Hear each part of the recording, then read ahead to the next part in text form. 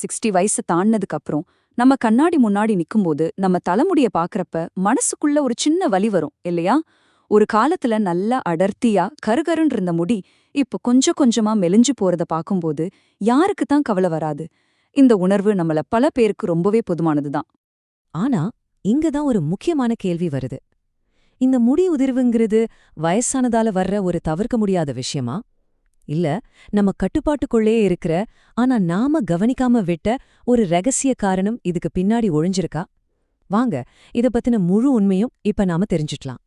So நம்மளோட இந்த தேடல்ல முதல்ல பிரச்சனை என்னன்னு பாப்போம். அப்புறம் அதுக்கான அந்த ஒரு விதை ரகசியம், அது எப்படி வேலை செய்து, அதை சரியா எப்படி பயன்படுத்தணும், கடைசியா இந்த மாற்றத்தை எப்படி நம்ம கையில எடுக்கிறதுன்னு படிப்படியா தெளிவா பார்க்க போறோம்.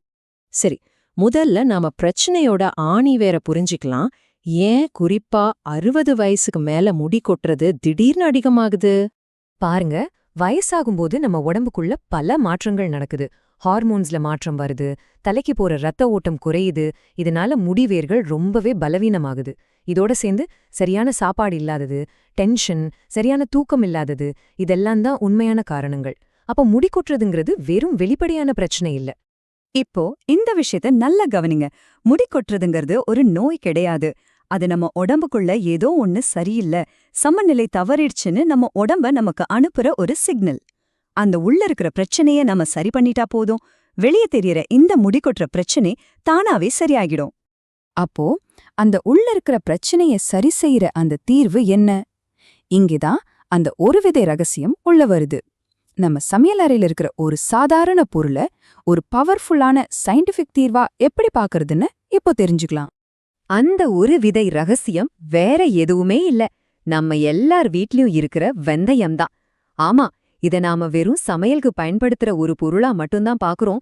ஆனா உண்மையில இது நம்ம முடியோட ஆரோக்கியத்தை சரி செஞ்சு அத பழைய நிலைக்கு கொண்டு வர்ற ஒரு முழுமையான இயற்கை வைத்தியம். சரி, இந்த சின்னஞ்சிறு வெந்தயத்துக்குள்ள அப்படி என்னதான் இருக்கு? இதுல புரதம், லெசித்தின், நிக்கோட்டினிக் அமிலம், இரும்புச்சத்துன்னு 4 முக்கியமான விஷயங்கள் இருக்கு. புரதமும் லெசித்தினும் சேர்ந்து முடி வேர்களை சிமெண்ட் மாதிரி நல்லா வலுவா புடிச்சுக்குது. நிக்கோட்டினிக் அமிலம் புதுசா முடி வளர தூண்டுது. இரும்புச்சத்து ரத்த ஓட்டத்தை அதிகப்படுத்தி வேர்களுக்கு ஆக்சிஜனை கொண்டு போகுது. இந்த 4 ஒன்னா சேரும்போதுதான் ஒரு மேஜிக் நடக்குது. வாங்க, இது இன்னும் கொஞ்சம் ஆழமா எப்படி வேலை செய்யுதுன்னு பார்க்கலாம். வெந்தயத்தோட இந்த 3 முக்கியமான சக்திகளை புரிஞ்சுக்கிட்டாலே போதும், எல்லாம் தெளிவா விளங்கிடும். இது 3 விதமா வேலை செய்யுது. முதல்ல முடியோட ஆணி வேரையே நல்லா வலுப்படுத்துது. ரெண்டாவதா நம்ம உச்சந்தலையில இருக்கிற அழுக்கு சுத்தப்படுத்தி முடி உதிர்வுக்கு காரணமான ஹார்மோன்களை கண்ட்ரோல் பண்ணுது. மூணாவதா முடி வளர்ச்சிக்கு ரொம்பவே அவசியமான ரத்த ஓட்டத்தை அதிகரிக்குது. இந்த 3 வேலையும் ஒன்னா சேர்ந்து நம்ம பிரச்சனைய வேரோட சரி செய்யுது. இந்த உதாரணத்தை பாருங்க, எவ்ளோ அழகா சொல்லியிருக்காங்க. ஒரு மரத்தோட வேர் பலவீனமா இருந்தா அதோட இலைகள் தானா உதிரும். அதே மாதிரிதான் நம்ம முடியும். வேர் பலவீனமா இருந்தா முடி கொட்டிட்டே தான் இருக்கும். வெந்தயத்துல இருக்கிற அந்த லெசித்தின் நேரடியா வேருக்கு போய் ஊட்டச்சத்து கொடுத்து அதை நல்லா ஸ்ட்ராங்கா பிடிச்சுக்க வைக்குது. வெந்தயம் நம்ம உச்சந்தலைக்கு ஒரு நேச்சுரல் கிளீனர் மாதிரி வேலை செய்யுது. முன்னாடி எண்ணெய் பிசுக்கு, அழுக்கு, அரிப்பு, பொடுகுன்னு இருந்த உச்சந்தலைய முழுமையா சுத்தப்படுத்துது. இங்கதான் ஒரு முக்கியமான விஷயம் இருக்கு. வயசாகும்போது அதிகமாகிற டிஹெச்டிங்கிற ஹார்மோன் தான் முடி உதிர்வுக்கு ஒரு முக்கிய காரணம். வெந்தயம் அந்த ஹார்மோனையும் கட்டுப்படுத்தி முடி வளர்ச்சிக்கான ஒரு ஆரோக்கியமான சூழலை உருவாக்குது. சரி, இதோட சயின்ஸ் எல்லாத்தையும் பார்த்துட்டோம். இப்போ ரொம்ப ரொம்ப முக்கியமான பகுதிக்கு வரோம். இதை எப்படி சரியா பயன்படுத்தணும், என்னென்ன தவறுகளை கண்டிப்பா செய்யவே கூடாதுன்னு பார்க்கலாம். இதுக்கு 2 சிம்பிள் வழிகள் தான் இருக்கு. முதல் வழி, வெளியில இருந்து சரி பண்றது.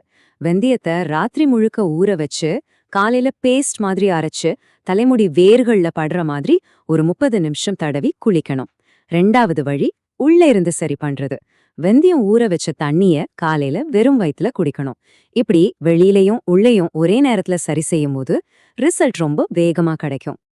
இதுக்கு ஒரு நிஜ உதாரணம் சொல்றேன், கேளுங்க. சென்னையில வசிக்கிற 62 வயசான லக்ஷ்மி அம்மாளோட அனுபவம் இது. அவங்களுக்கு ஒரு நாளைக்கு 100கணக்கான முடி கொட்டிட்டே இருந்திருக்கு. அவங்க இந்த 2 முறைகளையும் வெறும் 7 நாள் செஞ்சிருக்காங்க. 7வது நாள்ல அவங்க முடி கொட்டுறது 60% குறைஞ்சிருக்கு.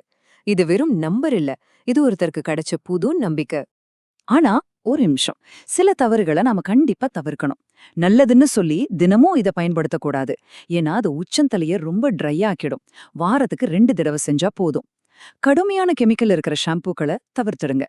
அதே சமயம் நல்ல தூக்கமும் மன அழுத்தத்தை குறைக்கிறதும் கூட ரொம்ப ரொம்ப முக்கியம். இந்த முறையோட சேர்த்து இதையும் கவனிச்சாதான் முழுமையான பலன் கிடைக்கும். இப்போ நாம கடைசி பகுதிக்கு வந்துட்டோம். இதுவரைக்கும் பார்த்த எல்லா விஷயங்களையும் சுருக்கமா பார்த்துட்டு நீங்க எடுத்துட்டு போற வேண்டிய முக்கியமான செய்தி என்னங்கறத பத்தி பேசலாம். உங்களோட அடுத்த 30 நாள் பாதை இப்படிதான் இருக்கும். முதல் 7 நாள்லயே முடி கொட்டுறது குறையறத நீங்க நல்லா உணர்வீங்க. அடுத்த 15 நாள்ல உங்க முடியோட ஆரோக்கியம் நல்ல மேம்பட்டிருக்கிறத கண்ணால பாப்பீங்க. 30 நாள்ல இதுவே உங்களுக்கு ஒரு நல்ல பழக்கமா மாறி ஒரு நீடித்த மாற்றத்தை உருவாக்கும். கடைசியா நாம மனசுல வெச்சுக்க வேண்டிய ஒரு முக்கியமான உண்மை இதுதான். இது ஏதோ மாயமோ மந்திரமோ கிடையாது. இது ஒரு சரியான பழக்கம்.